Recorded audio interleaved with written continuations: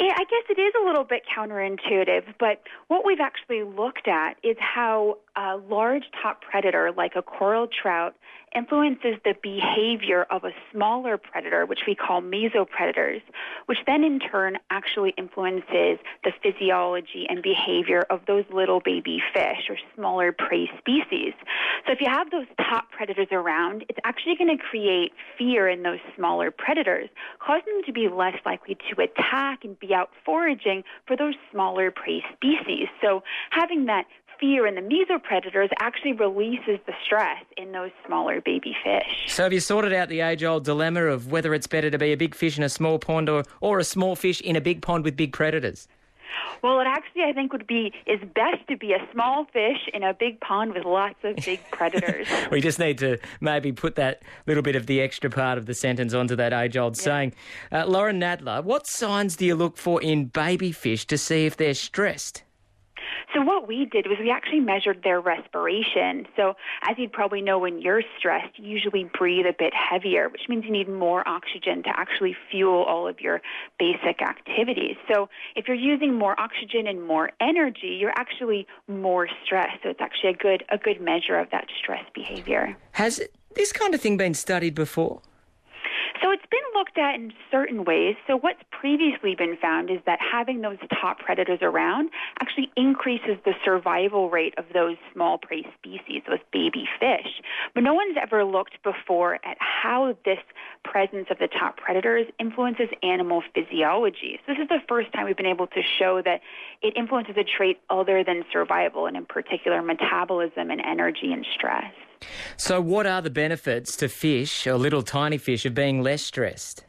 So if they're less stressed, they're going to have more energy available for other important processes, in particular things like growth. So if they get big and strong, they're going to be less culpable to be eaten by those predator species.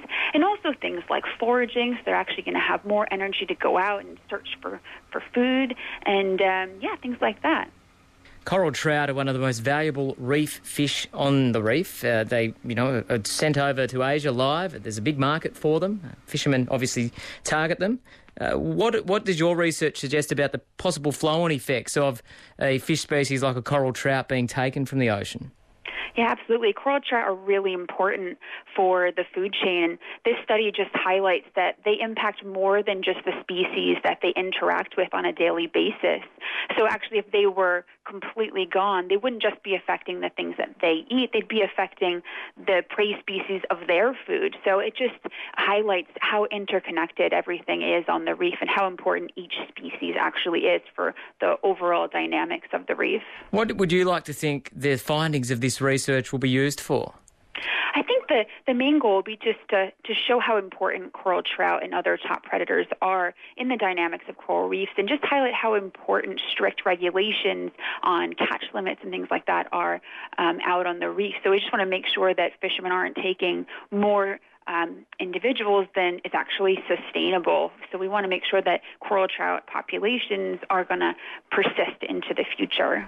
And this idea of testing animals for stress levels, do you think that other researchers around the world would be pretty keen to look at what you've done and maybe use it on other species, be they marine or otherwise?